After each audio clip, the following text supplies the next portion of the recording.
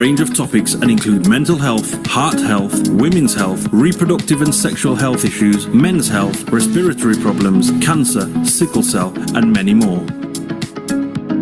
We have not forgotten to include within our health hours the many societal, cultural, religious, and racial challenges that can go hand in hand with health problems and influence how we should respond to meet health and well-being needs.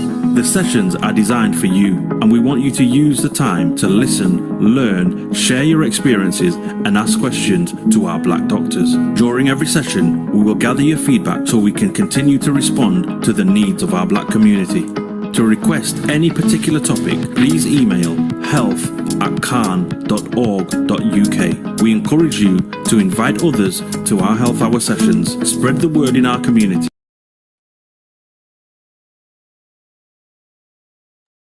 Hello, good morning, everyone. I am Dr. Julie Hammond. I am a GP. I'm also a very passionate advocate for mental health, women's health, and also health equity. And I am the CEO and founder of Mama, which is a digital health platform designed to help support parents from preconception to the first 1,000 days of their child's life. So it's always a pleasure to be working with Carn. I'm so passionate about the work that they do and all the difference that they make in our communities' lives. So I'm happy to be here as the host for today's session. So today's session is called a call to action about giving blood and also helping to save lives as well. And in addition to that, I want this session to be very interactive. So please leave a comment from where you are joining us from the globe, because I've been told by Carn that this is an international session. So we have people joining from all around the world. So please leave a little hello and where you're tuning in from today. And also, I want it to be engaging. So please leave any questions you may have as we're going through the chat. So first of all, good morning and welcome to everyone who's joining us today. And thank you for not giving up your Sunday morning, but taking your time on a Saturday morning to join us today. So the reason why this session is so important is because we've seen it in recent years that there's been a rise in demand for some rare blood types that are more common among people of Black heritage, including people from Black African, Black Caribbean, and mixed ethnicity backgrounds. So this is the reason why we created this session today and why we've got so many people speaking to us today with lived experiences of sickle cell and also of giving blood and also receiving blood transfusions as well. So first of all, I'm going to hand over to our first speaker, which is Dr. Anika Enegbu, who is a GP partner at Horncastle Medical Group in Lancashire. She's also a former consultant anaesthetist. She has a master's in public health, a diploma in dermatology, a PG cert in medical education, and she's a mum of 3. So she's got vast credentials in terms of her talk today. And she's going to be talking more about addressing the mistrust and misconceptions about blood donations in the Black community. So I'm going to hand you over to her now. Hello, everyone. My name is Dr. Nneka Enegbu, just like Julie has said. And my background, the reason why people say, why are you interested in blood donation and organ transfer? That stems from my background in anesthetics, where hundreds of surgeries or thousands are done or millions are done all over the world, and blood is needed. Also in people in intensive care unit or chronic condition need blood. So now, why again do we need blood when there are emergency surgeries, possibly following trauma, during childbirth? If there's complications and there's bleeding, blood is needed. People with chronic conditions frequently need blood transfusion. In fact, it says that 1 in 2 people among all of us will need blood at some point in time. For example, all women going through childbirth, there's a chance that possibly you may or may not need blood. So there are about 135,000 new donors needed in the UK every year. And when one person donates blood, it can save 3 lives. That is because the blood is divided into separated into different components and given to who needs it, what components of the blood they need. There are about 6,000 transfusions performed daily in the UK. And when you give blood, you only give just about half a pint, less than half a pint. So when I was going to do this presentation, I said, well, you're not just going to talk the talk, you should do the talk. So because of that, I registered and donated blood, experienced what it means to donate blood, and it was a pleasant one. And we'll talk about it possibly as we go on.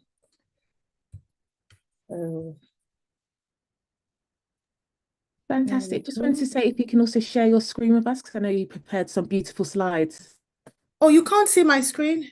Oh, Not yet. Okay. Bear with me. Sorry about that.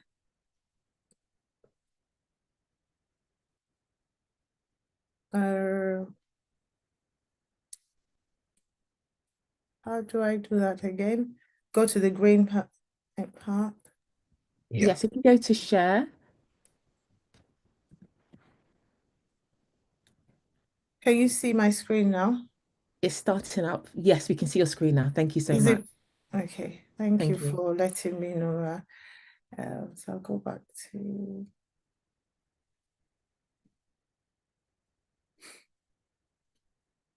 Right.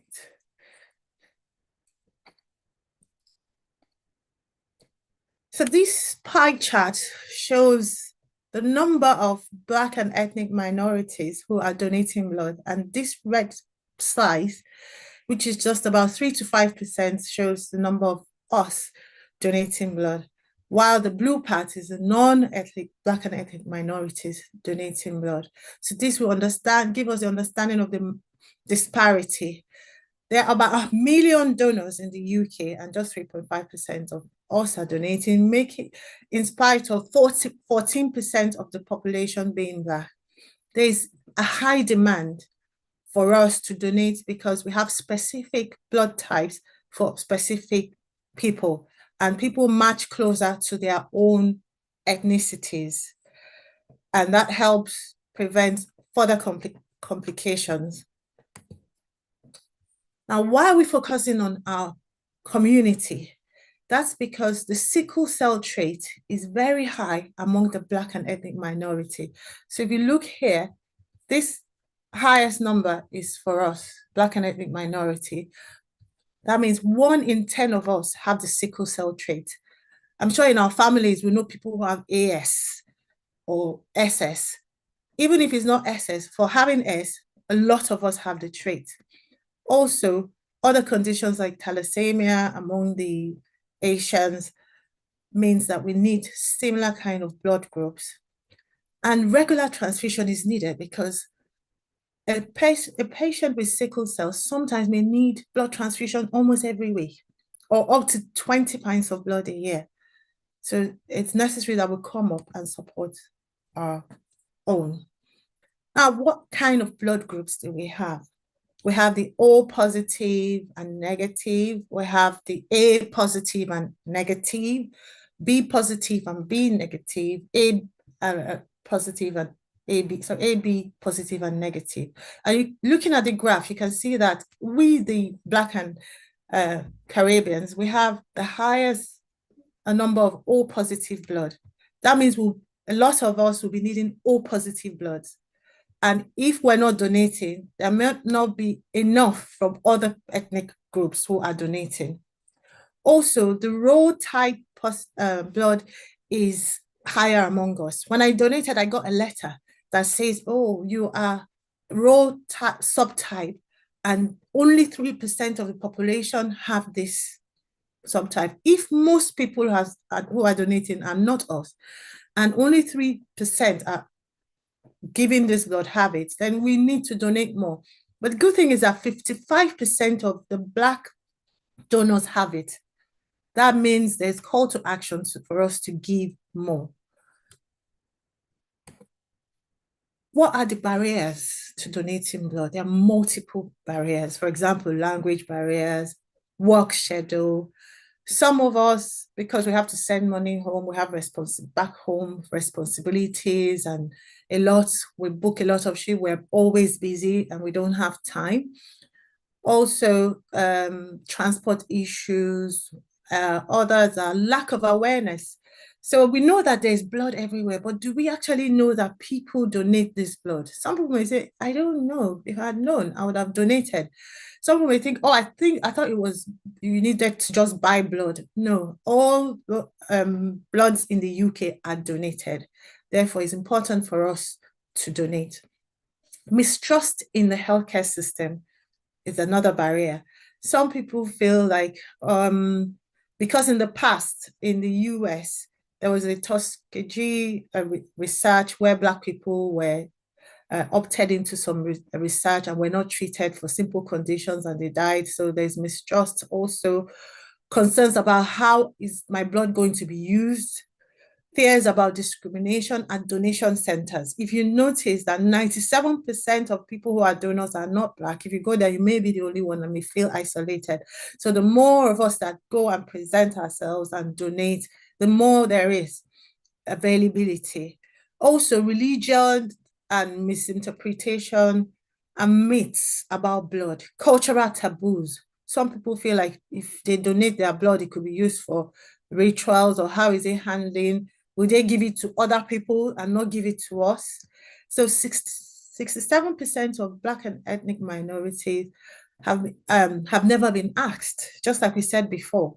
Nobody asked me, and how come am I going to donate if they're not asking us? So now we're asking, and they said about 40% cited that even when asked, they are worried about they may not trust the system of how their blood is used. And some talked about 30% talked about cultural beliefs and religious beliefs as reasons. So these things are really strong built in us. But hopefully by talking about it in situations like this, it would help dismiss bust some myths.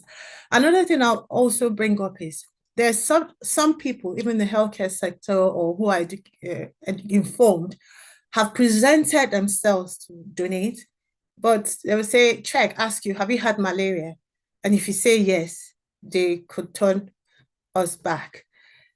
So probably, hopefully, in future, they could work around that, because some people have been in this country 10 years and had malaria 10 years ago. It's not likely they still have it, but still they're turned back. So those could also be barriers even when we present. Talking about cultural and social beliefs in Islam and different cultures, religion, for example, in Islam, interpretation exists about regarding blood donation. Some Islamic scholars, I agree with it. They say it's a form of giving. It saves lives, which is true. Blood donation saves lives. If someone needs blood donation and there is no blood, anything could happen, unfortunately so. And some people have concerns about ritual purity in the Islamic religion, and especially during Ramadan. These concerns need to be discussed and so people can understand and give. The African traditional beliefs can be quite strong rooted.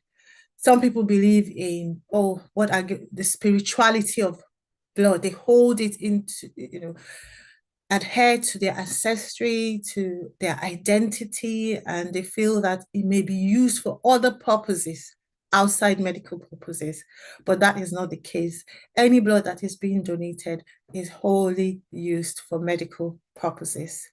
The Hindu and the Sikhs believe that blood is considered as life, called prana. So they feel like if you take blood from them, you have taken their lives and taking their power, their vital energy. But also the other thoughts in Hindu religion believes that it's a virtue to give, donating to save others. And also some people may believe and say, oh yes, now I've heard this, I'm going to donate blood. And pressures of the society, like you tell your friend and they'll start saying all these beliefs that they have to discourage you, but you have understanding now that mainly it's for the purpose of giving life. And also we don't know, it could be us that would need this blood. If we need blood and it's not available, how is it going to be?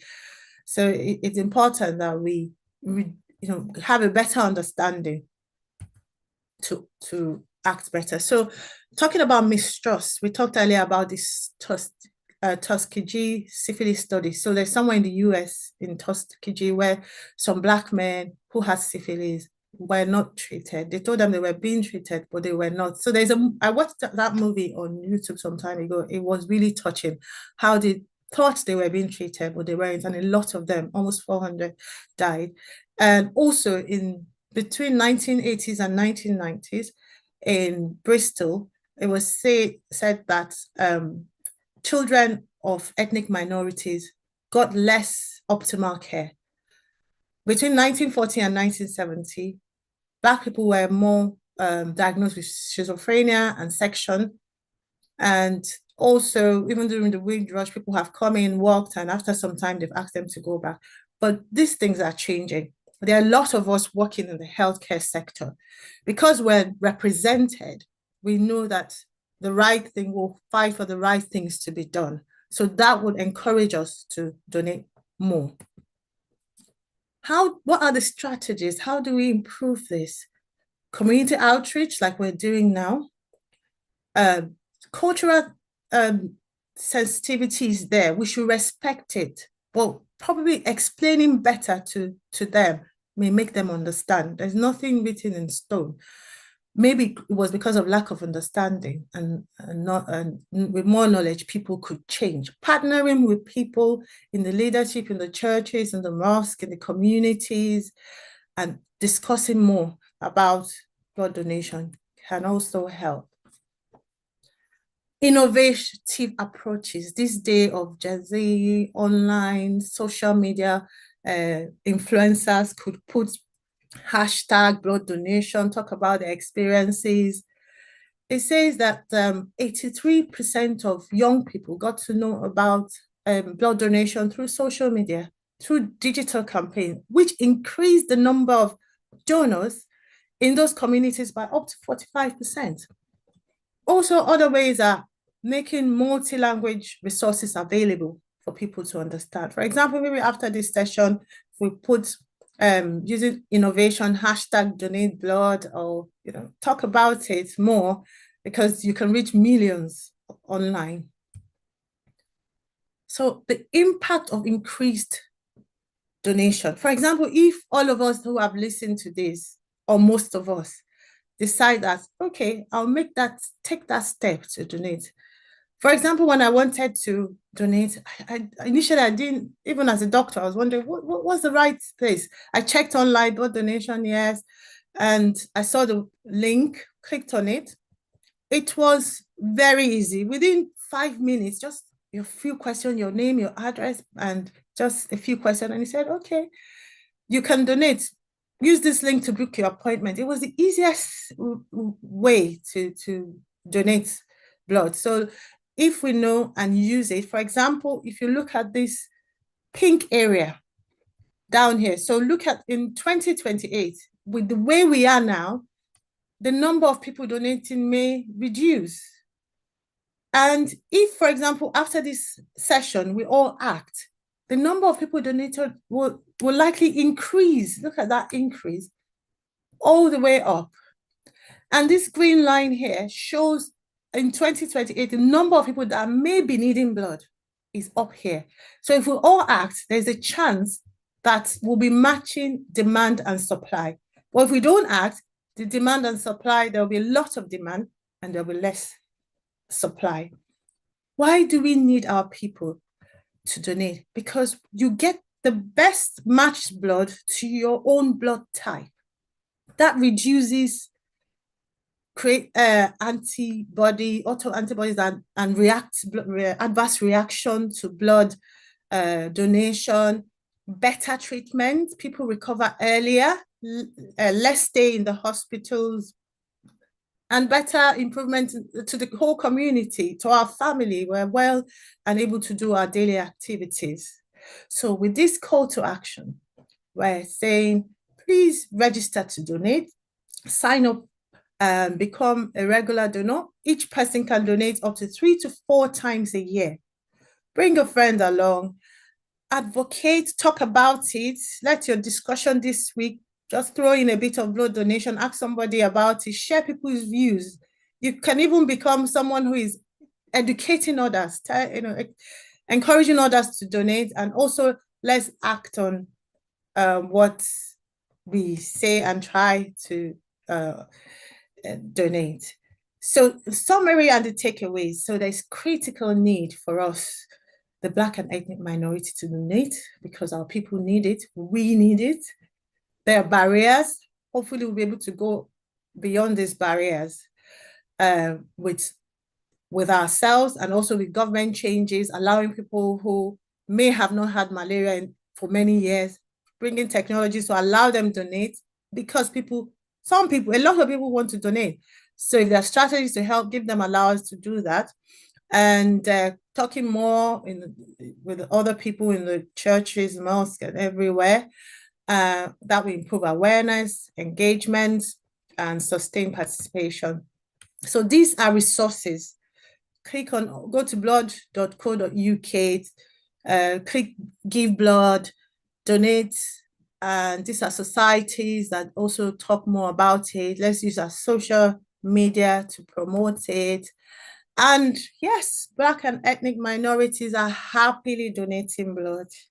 Let us join the cause, and I'll give you a quick experience of my blood donation experience.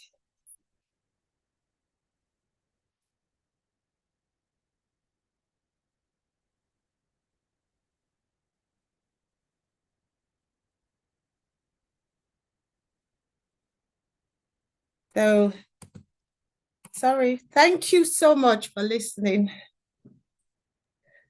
Thank you so much for joining us today. And I found your video at the end particularly powerful when you showed your experience, because usually we don't know what to expect and we tend to panic and feel quite nervous about going ahead and doing a blood transfusion. But the fact you showed us the whole journey, I think that was particularly powerful. So thank you so much for doing that. And thank you for your time today.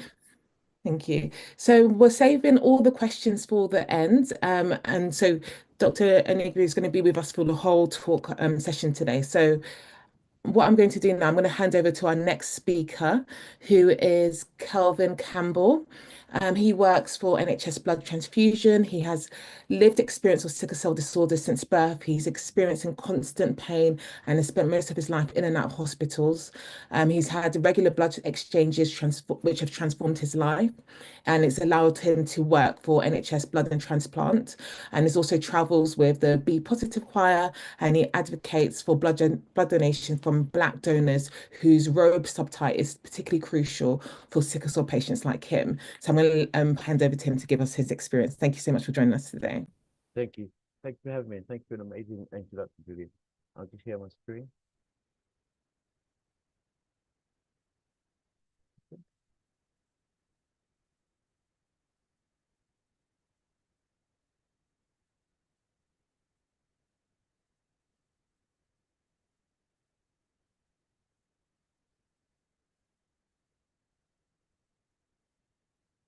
Can you see my screen?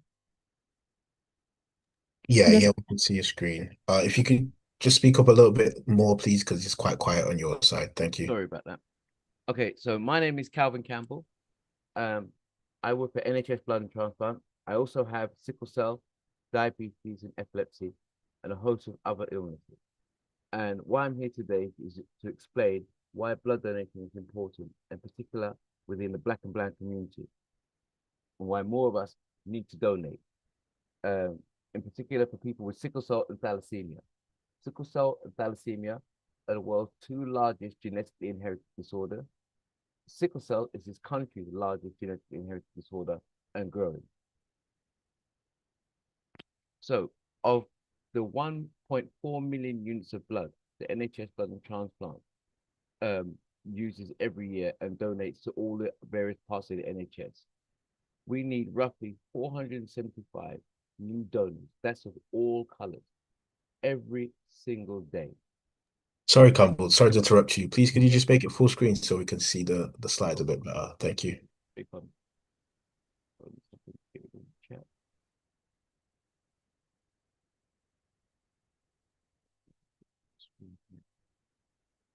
At the bottom.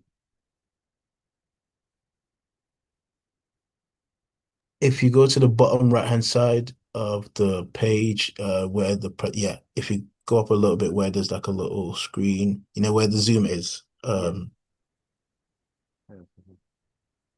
if you go to the top where it says slideshow on the tabs on the left, and then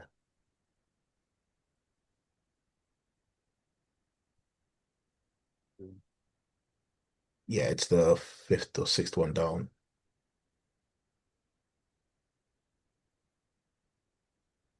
Top left-hand side, underneath the title of your presentation. Yeah, it should say slideshow.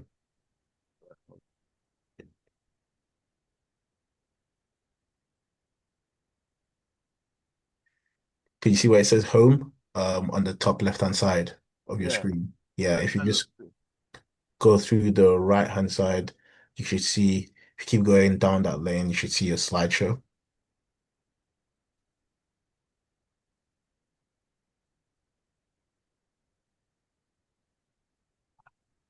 Oh, okay. Oh, okay. Wait a second. Sorry.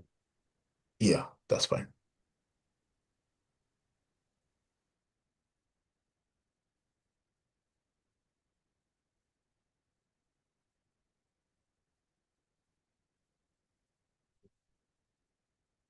Yeah, so sorry, if you go to the top where it says autosave on the top left-hand side of your screen, and then if you just go down that lane where it said slideshow,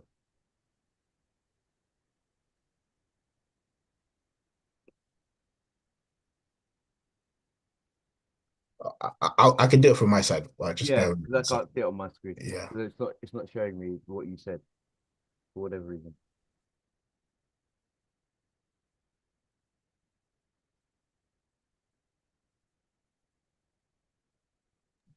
So whilst we wait, oh, it's working. Okay, I was going to ask you a few My questions. apologies. No problem.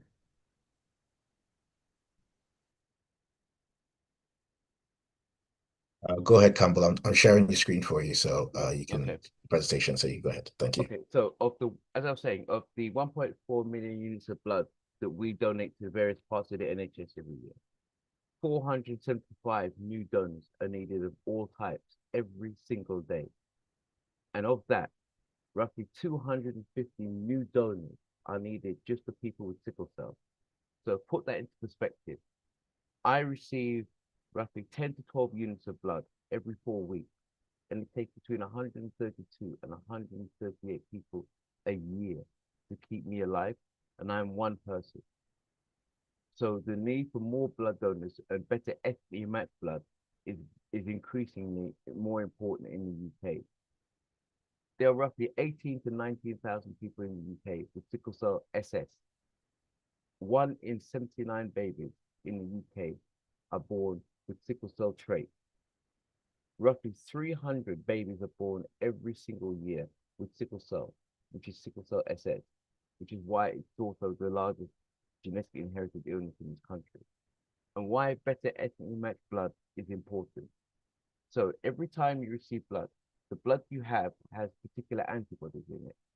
The donor blood has particular antibodies, and it has to be an almost perfect match.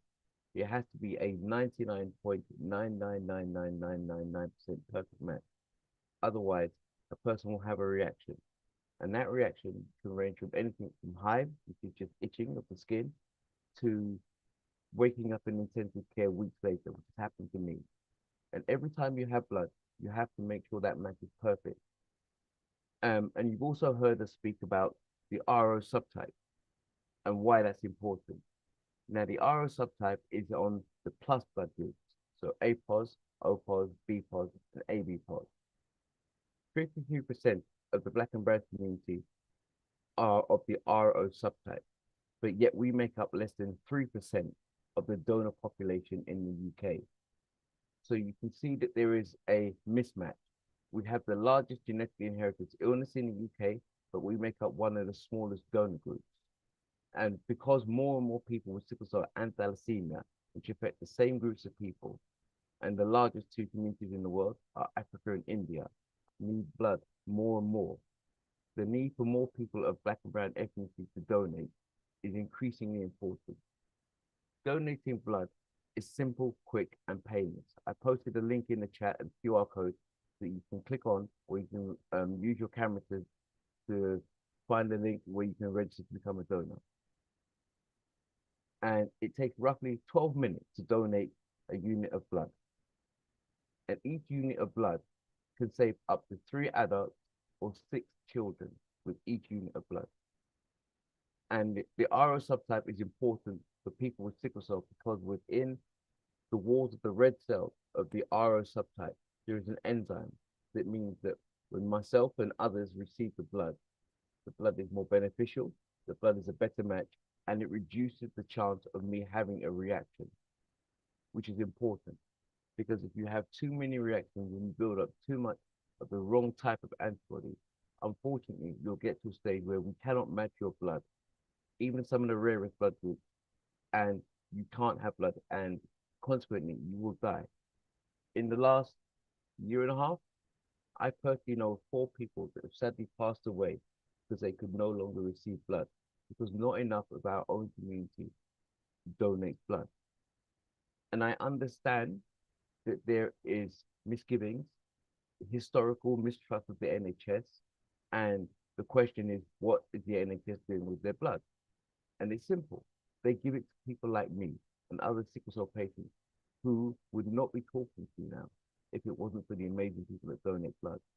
If you did not donate blood, I would not be having this conversation, and I sadly would have died years ago. I've spent more of my life in hospital than I have out. I hold an unusual record of spending 2 years and 8 months, 2 years without ever leaving the building as an inpatient in hospital. And the only reason why I was able to leave the hospital, have the job, and have the life that I have now is because of blood donation. And at that time, I received roughly 3 to 5 units of blood every other day for over 2 years. Just think how much blood is needed daily just for people with sickle cell. Sickle cell is a debilitating illness. It's a life-changing, it's a life-taking illness. And most of you know that the main thing with sickle cell is pain. Kó I, disturb mi kan things ta ní láti ṣe. sorry? Sorry about that, Campbell. Please carry on. Yeah, sorry. I have been in pain every second of every minute of every day of my life since I was 6 months old. I go to sleep in pain, I sleep in pain, and I wake up because of pain. And the only thing that has kept me here, kept me reasonably healthy, and allowed me to have a family is blood donation. Like I said, more and more people with sickle cell rely on blood. So, for example, if you're prone to strokes, where you tend to be prone to strokes as an infant between the ages of 2 and 16, and as a preventative cure for that, you're given blood, usually either as a transfusion, where blood is just given to you, or as an exchange, where we take off blood and you get blood at the same time, which is what I have, an automated exchange, where some of you may have seen a dialysis machine, and it's called a cell separator. It looks very similar to a dialysis machine, and it takes all day, but it uses a lot of blood, which is why we are asking for more and more people from our community to donate blood. Everyone, and I mean everyone, on this call knows someone with sickle cell, has met someone with sickle cell today, or has someone with sickle cell in their family. That's how common sickle cell is. And it kills a lot of people. And a lot of people die from sickle cell because of the cumulative effect of what sickle cell does to your body and not receiving the correct matched blood. At the beginning, it was mentioned that I sing in a choir called the B Positive Choir, which some of you may have heard of. The year I joined the choir and the year that we sang on Britain's Got Talent, got to the final, I went to 18 funerals in a single year. 2 years ago, I went to 9 funerals in a single year. Last year, I went to 8. 2 weeks before Christmas, a member of the choir sadly passed away from sickle cell. She had previously had strokes and was receiving blood, but it became harder and harder to match her blood because not enough of us donate blood. So why I'm here today is to explain that giving blood is quick, simple, and painless, but makes a massive difference. Like I said, if I were to give you a bottle of water and say to you, this bottle of water is a magical bottle of water, and it will keep replenishing itself consistently and it costs you nothing, but you can save 3 adults, 3 members of your family with this bottle of water, and it costs you nothing. There isn't a single person on this call that wouldn't take that bottle of water.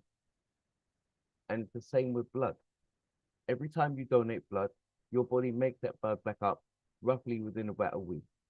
And men can donate up to 4 times a year, women can donate up to 3 times a year. And the reason why that is because women have a naturally lower iron level than men, and women of color also have a naturally lower iron level. And we're trying to encourage the government to lower the level set by NICE, not by NHS blood and transplant, set by NICE, at what the iron level should be. And why it's important, why your iron levels are set, and why when you're asked, are you anemic and your iron levels are this, is because when every time you donate, if your iron levels are too low, you'll faint. And people say, no, I never faint. You do. You will faint every single time, and then we cannot use your blood. Why we also ask you to not do any exercise, make sure you've drank, make sure you've eaten, don't drink alcohol for at least 3 days. And when it comes to religious issues around donating blood, there is only one faith on earth that prohibits you from donating or receiving blood or any other organ, and that is Jehovah's Witnesses. Every other faith on earth doesn't have a problem. If you're Muslim, as long as you ask your imam and your imam's okay with it, and which all the imams I've ever spoken to don't have an issue. And I've done blood drives and spoken at mosques up and down the country. I've spoken at some of the biggest mosques in this country. So religion is not an issue. And if I'm being honest, as a community, we cannot keep using the excuse of we don't know what the NHS is doing with our blood, or I don't know what they'll do with our blood, or I do not like needles. If you have piercing or a tattoo, you can't tell me you're afraid of needles. And it does not hurt. If you stub your toe, that hurts way more than that tiny needle. I have sickle cell. Sitting talking to you now, I am in pain. I took 40 milligrams of morphine before this call, just so I can sit still long enough to speak to you. That's how important blood donation is. So we need more people from our community to step up and recognize the fact that they're helping people that look just like them. They're helping members of their family, their friends. And blood donation is important for childbirth, operations, cancer treatment, a host of other illnesses. If you call an ambulance and you need blood, there is blood in the back of an ambulance. There is O positive and O negative blood in the back of an ambulance. If you turn up at A&E and you needed blood, the blood is there. And unlike the movies where you see people just roll up a sleeve, it's not like that. Your blood has to be a perfect match. In worst cases, you can kill someone. So we need more people to donate blood. Some of the rarest blood groups on earth are within the Black and brown community, which is why it's also important that we donate blood. Like I said, it takes 12 minutes of your time. You took longer deciding what you're going to wear today than it takes to donate blood. You would spend longer in a coffee shop than it takes to donate blood. You have been listening to myself and the last speaker for longer than it takes to donate blood. So please consider donating blood. It's quick, simple, painless, and it keeps people like me alive. Thank you. Thank you, Calvin. Again, your story is so compelling in terms of just your journey and how you're currently living your life, currently in pain, and the impact our donations are making in terms of lived experience. So thank you so much for your talk. It did bring me on the verge of tears. So thank you so much for just being so open and sharing your story. You're welcome. Thank you. So again, if you stay on the call, I'm sure people are going to have lots of questions for you at the end. Next, we have Dr. Khadija, who's a medical doctor with lived experience with sickle cell, and she's also has blood transfusions as well. So she's going to tell us a bit more about her experience and also just bringing her medical background into the session as well. So Khadija, I know you're here somewhere. If you can turn on your camera, and I'll turn off mine, and you can just begin to share your story. Thank you so much. Good morning, everyone. My name is Khadija. I'm a sickle cell patient. Thank you, everyone, the presenter, Dr. Julie, Dr. Neka, Kelvin. So I'll be sharing my experience today. As a sickle cell patient, I've had to be transfused maybe more than a couple of times. And I remember the first time I was going to have a transfusion, it was many years ago. I was reluctant, really, really reluctant, because I felt like my body, my blood was going to be contaminated. I mean, with my illness, I shouldn't be doubting that, right? But looking back now, many years later, I always say a silent prayer for the doctors who treated me then. And of course, I've gone on to have a few more transfusions after that. Recently, I had the opportunity to visit a center, and I've seen other sickle cell patients who've needed to be transfused on a weekly basis, fortnightly, monthly. They need regular blood transfusions. And every day I learn a lot. I learn something new about my illness, even though I've lived with it for all my life. Following that, I visited another center, or transfusion center, and it was sad to see that I spent a couple of hours there and I didn't see anyone from our community who had come to donate blood. It was sad to see. And I tell my friends and my family, I tell them all the time, guys, please go and donate, help us, help people like me, we need you. And like Kelvin rightly said, our community, we have the thing in our blood that helps sickle cell patients like me and others, especially for the others who need blood on a regular basis. It's hard living with sickle cell, as Kelvin says, but we survive each day. We try our best. And thanks to the professionals who take care of us. So please, let's go there and donate blood. And like Dr. Neka said, from a religious perspective, make the intention, go out there, consider it an act of charity, and give blood. And just in case, I mean, you go and they say you're not eligible, of course, there's going to be a checklist and all the criteria thing. Don't feel bad. Spread the message. Tell your friends and family. There will be someone out there whose blood will match and who could be a regular donor. Thank you, everyone. Thank you so much, Dr. Khadija, for joining us and sharing your story as well. Again, if you could please stay on the line, I'm sure there's going to be lots of questions at the end. And we have one more speaker before we do questions and answers. So next we have Dr. Lewis, who has a background as a GP. He also has lived experience of sickle cell, and he is a life coach. So he's going to share his story and journey with us. Thank you. Hi everyone, good morning. My name is Dr. Lewis Thomas. So yes, I'm a ex-GP recently having transitioned to become a life coach, and I have sickle cell hemoglobin C disease, which is slightly less severe. However, I've still been hospitalized multiple times, in my life.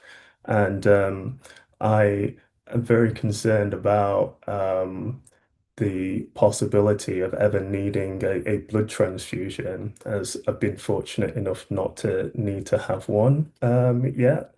But I just wanted to say thank you for the other speakers sharing all of the information. Neka and Kelvin, your experience is really moving. Thank you for sharing that, and Khadija. So I just want to be brief and just make one additional point, kind of about my lived experiences being a black male going into hospital in sickle cell crisis, in pain and needing morphine. And obviously, being a doctor, being fully aware of the management of sickle cell and the protocols and what I need, and seeing how the sort of systemic racism can impact that. So the the thing I wanted to share is that this is obviously something that we experience as sickle cell patients that causes a lot of unnecessary pain and suffering when we are, trying to get treated fairly and management to relieve our pain. And systemic racism is something that is very difficult to do something about. However, the flip side of that is that with this issue of there being a lack of black blood donors and how important it is to actually have that blood available so that we're not getting adverse reactions and so that, people like Kelvin are able to actually just live and function. Um, it's it's really it's a really easy way of actually overcoming that problem of something that has been created by racism historically. And I think we just need to be aware of that need to, take action to help our own community and not let sort of historical myths and misconceptions contribute to furthering the suffering that is being caused by, people that are already dealing with a lot of pain and having to go into hospital and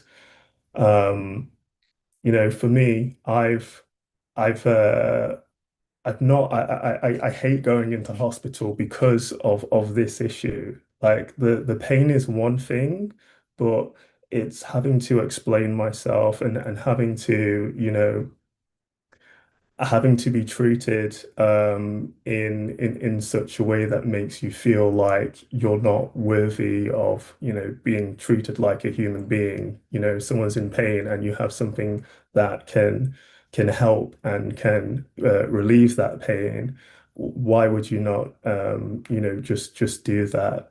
So I think that was the main point that I wanted to share. And yeah, obviously, you can ask questions later on about my sort of transition from being a GP and sort of the issues that made me stop working as a doctor. But a lot of that was down to the way that sickle cell impacted my life. And now, um, I just want to make sure that we are improving a life for people with sickle cell, and that if there is any situation in the future where I possibly need emergency surgery and would require a blood transfusion, or even just, a routine surgery that I would need blood in order to not have a sickle cell crisis. I just want to be, comfortable that there would be, blood available. So that's just my sort of experience and some of the ideas that I've had that run through my mind as someone living with sickle cell and may potentially need a transfusion. So thank you for listening. Thank you, Dr. Lewis, for joining us. So now I'm just going to go through some of the questions that we've had during the session. So if Dr. Khadija, Dr. Nika could join us, turning cameras, and also Calvin as well, for any questions that may come through that you might be able to answer. So I think one of the first questions that I can see in the main chat actually is how people can find out if they're a carrier of the sickle cell gene, or yeah, their carrier, and also if they can find out their blood group and where they can find this information out. So I'll just open up to you, and I can also give my take as well. Okay, so if you were born before 1982, everybody in the country has a heel prick test if you're in the affected donor groups. So once you're a baby at 3 months old, the doctor will give you a heel prick test to see if you're a carrier of sickle cell trait or thalassemia trait. Your blood type, you can request it from your GP, and it's free. More importantly, same as your genotype testing, which we encourage everyone to do. To go to your GP if you do not know your genotype and request a genotype test. Now, some GPs, unfortunately, will try to charge you, but it is actually unlawful. And it's a free test because it is a mandatory thing under the government program they brought in years ago, that everyone in the affected group has a right to have a genotype testing. And it's a blood test they take, send it away, a couple weeks later, you find out your genotype. Yes, I agree with that. One of the things I had to check myself on recently myself is that sometimes I think one person did come to me a few years ago and asking for this test, and it wasn't a request I ever heard of before. So I automatically said, "Oh, I don't think we're able to test that one for that." I had to find out more information, and I realized, yes, we can test for it. But then also I had to check myself because I thought if a Caucasian person came up and asked, "Oh, yeah, I wanted to find out if I'm a carrier of cystic fibrosis gene," Yeah. automatically I'll be like, yes, I can refer you. But this is not a test that I thought of, so and it's not really taught about in terms of medical training.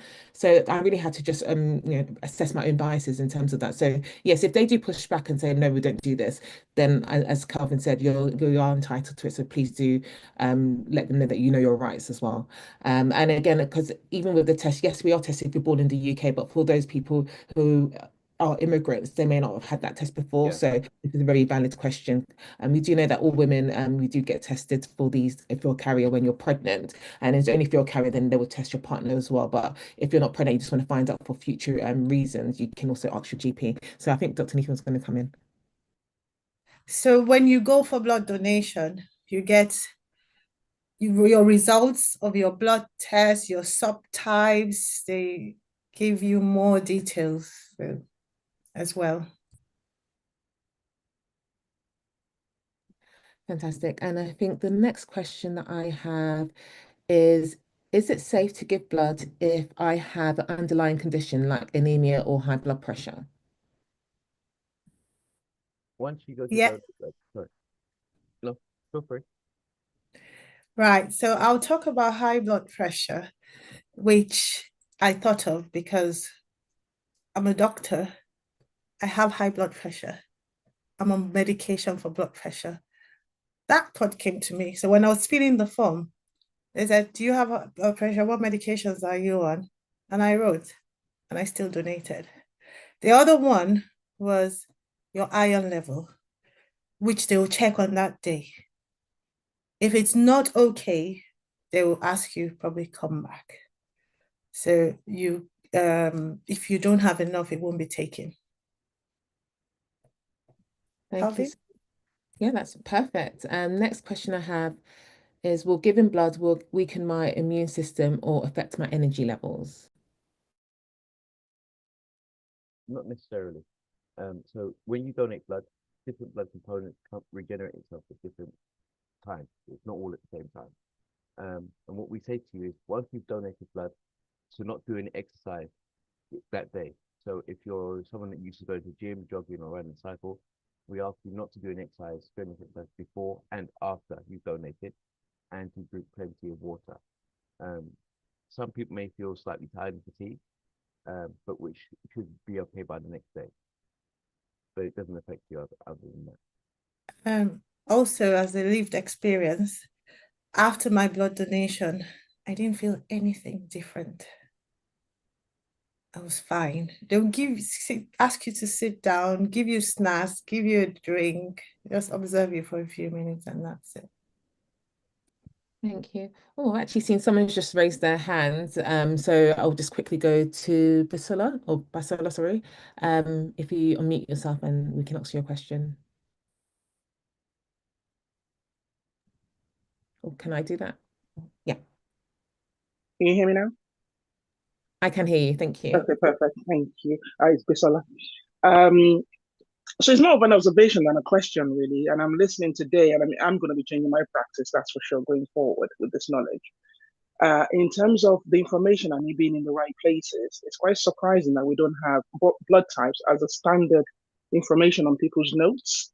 Because if you're going to do a drive for, if God forbid something happens that is national, we put everything in place to ensure that everybody knows via different forms and I'm not expecting anyone in here to potentially, if there's anyone in here that can inform on policy or strategy, that surely this should be fundamental, not because solely for this, there are other conditions, of course, and it will make sense to me listening in that it ought to be wherever the information is gathered, so be it blood donation or be it because you're pregnant, because your partner's tested, whatever, that information should be on your record so that people can be contacted via a mass communication of some sort to increase blood donation.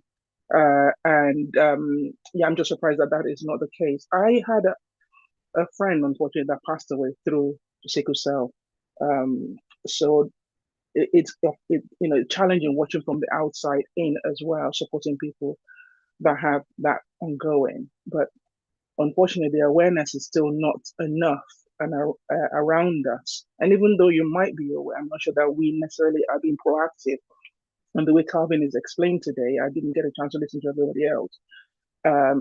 Should be a drive to definitely start to donate.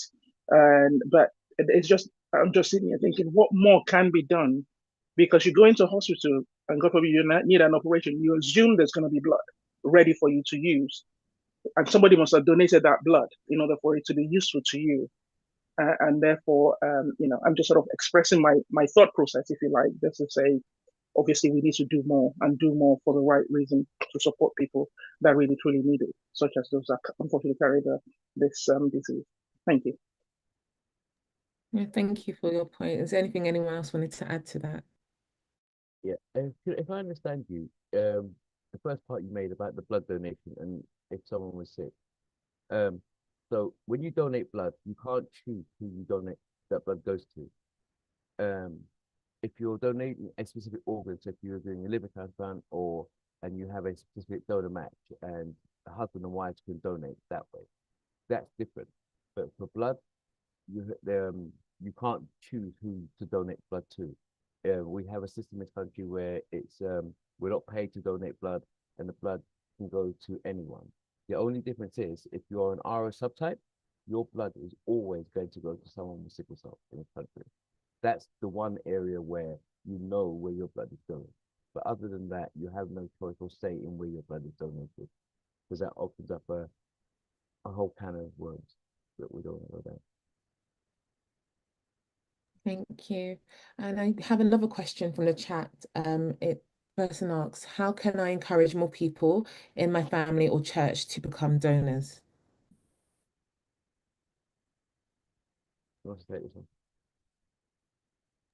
So from what you've learned today is the way of starting. And if you go to the NHS blood donation website, there are many YouTube videos you can just send to them, send to your group chats, people's lived experiences, how easy it is to donate. So that's one way of starting. Even if you don't want to talk too much, just send messages and let that do the job. Can I also mention the fact that if you're part of a large church group, community group, business, and particularly if you have a large black and brown workforce or community, you can actually write to NHS Blood and Transplant and request us to come and do something called a Watch Your Blood Type or a general recruit. So if you have a large community church group, and as long as the numbers are sufficient, we can come there and I can do a talk like we did similar today, and we can register people, book you an appointment, and sign you up to donate and book you an appointment. If you're a first-time donor, you have to donate at one of the main donor centers. But once you've donated once, you can donate anywhere you want. You know, where you live, where you work, and you continue to donate for the rest of your life. The cut-off point used to be 65, but now the law has changed. That once you've donated once before your 60th birthday, you can donate forever as long as you're fit and healthy. So that's one way I would actually say to lots of people, if you're part of a large community group, if you email somebody at NHS Blood and Transplant and say, we have, say, more than 50 people or 100 people within our church group, we would like you to come and do a general recruit, which is just registering people and booking appointments, or Watch Your Blood Type, where it's a single fingerprint test, which takes a couple of minutes. And for a thank you for registering and agreeing to become a donor, we tell you what your blood type is. Because surprisingly, most people have no idea what their blood type is. So those are the two ways I would suggest doing that. And if you can't donate, encourage people. If every person that couldn't donate could encourage one person, it wouldn't take very long to have a donor center filled with people that could donate. Thank you so much, Calvin. I think the next question I can see is are there any similarities of animal bloods to human bloods if we have a shortage, and would it be possible to outsource into closely related species? No. Simple answer. Sorry. Not at the moment. Okay, thank you. And then, does blood transfusion have implications for weight loss? For weight loss, you say? Not as far as I'm aware. I don't know if the doctors know anything that I don't, but as far as I'm aware, giving blood I doesn't would have say any. it does.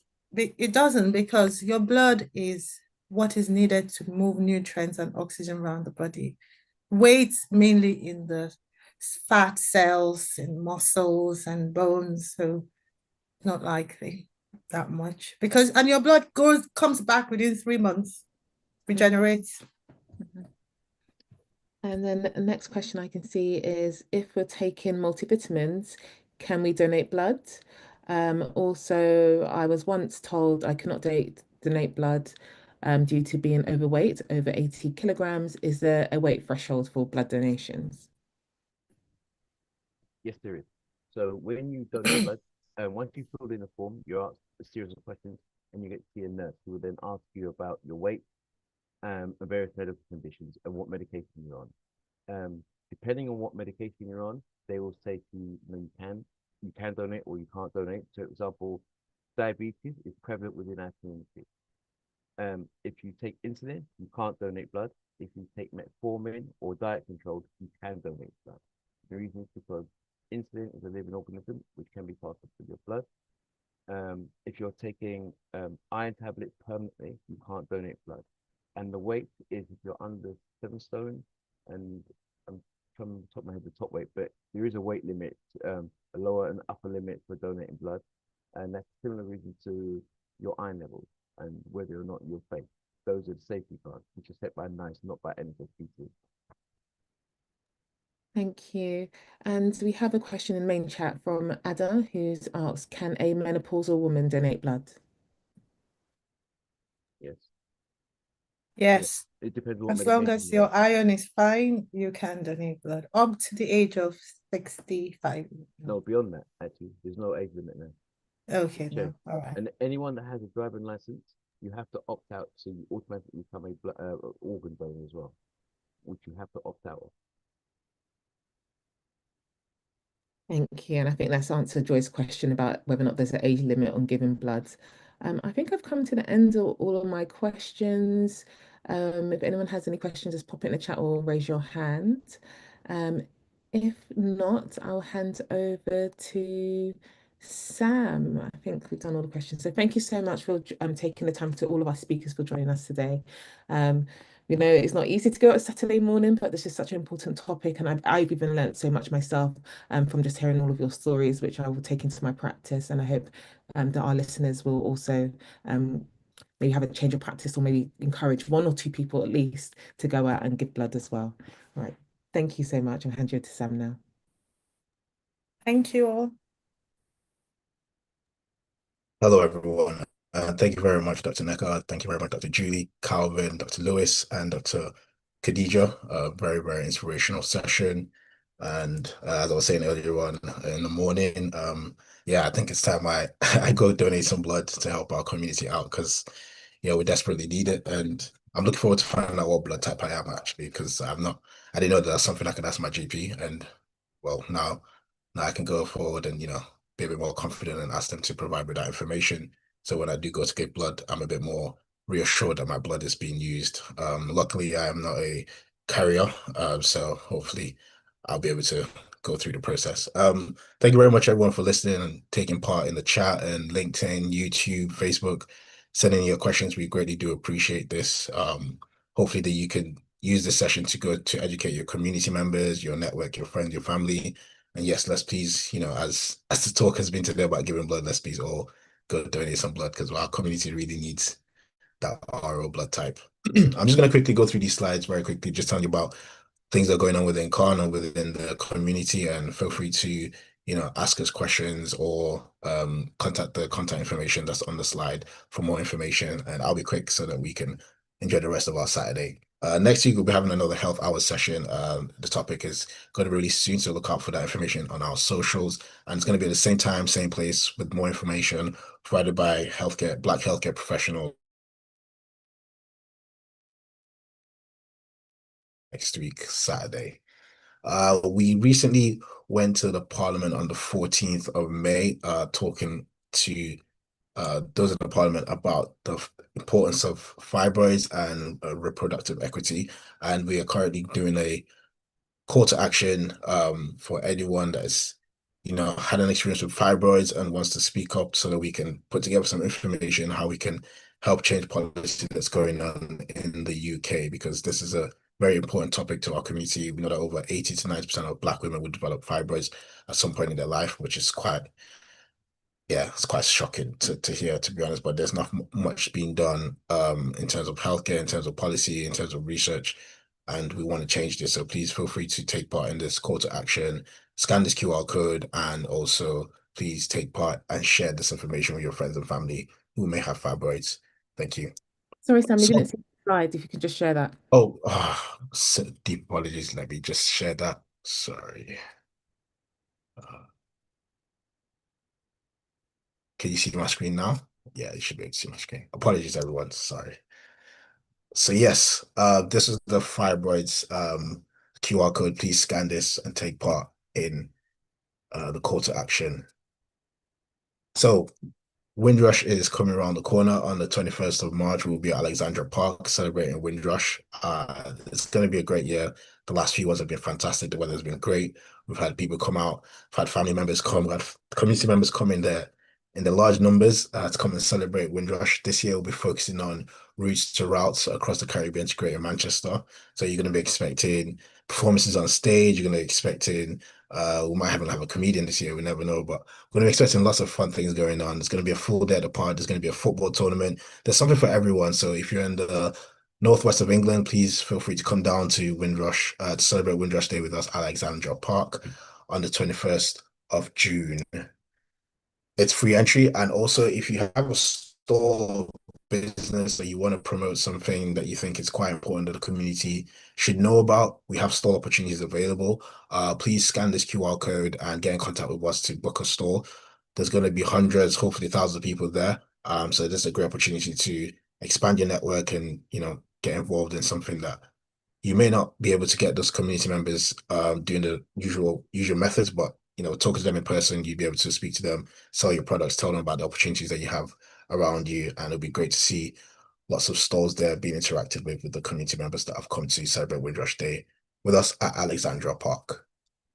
We also have a Windrush celebration happening on the same day in Tower Hamlets. So if you're a Tower Hamlets resident and you're listening to this, or you know anyone that lives in Tower Hamlets or in that general area, please invite them to come down to 160 Whitechapel Road, London, E1 1BJ, for a celebration of Windrush, and then also with a twist of health and wellness.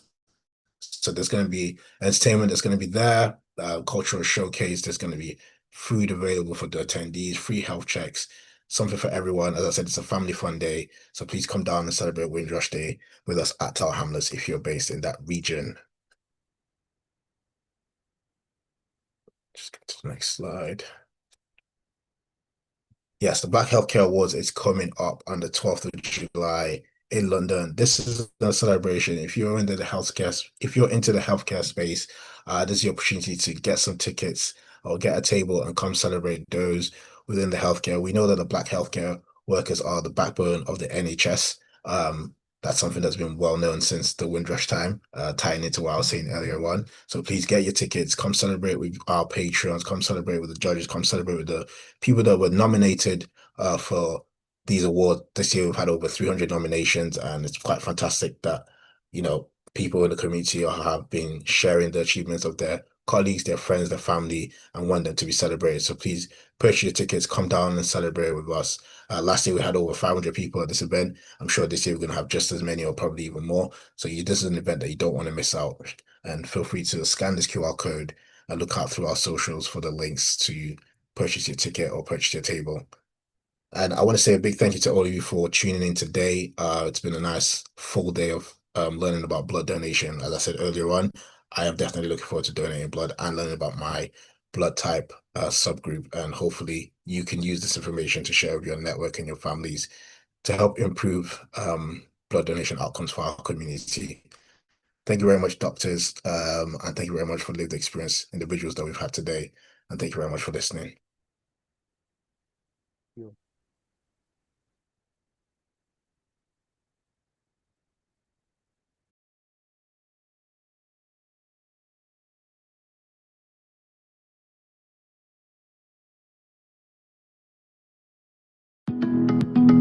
Welcome to our Caribbean and African Targeted Health Improvement Programme, CATHIP Health Hour.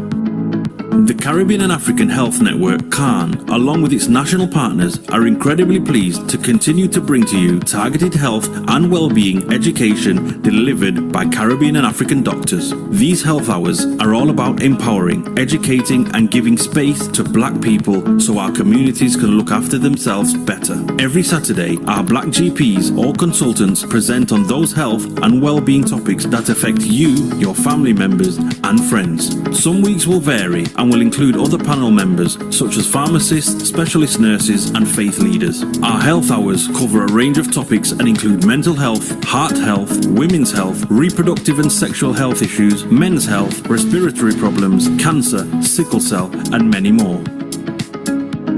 We have not forgotten to include within our health hours the many societal, cultural, religious and racial challenges that can go hand in hand with health problems and influence how we should respond to meet health and well-being needs. The sessions are designed for you and we want you to use the time to listen, learn, share your experiences and ask questions to our Black doctors. During every session, we will gather your feedback so we can continue to respond to the needs of our Black community. To request any particular topic, please email health@carn.org.uk. We encourage you to invite others to our health hour sessions. Spread the word in our community.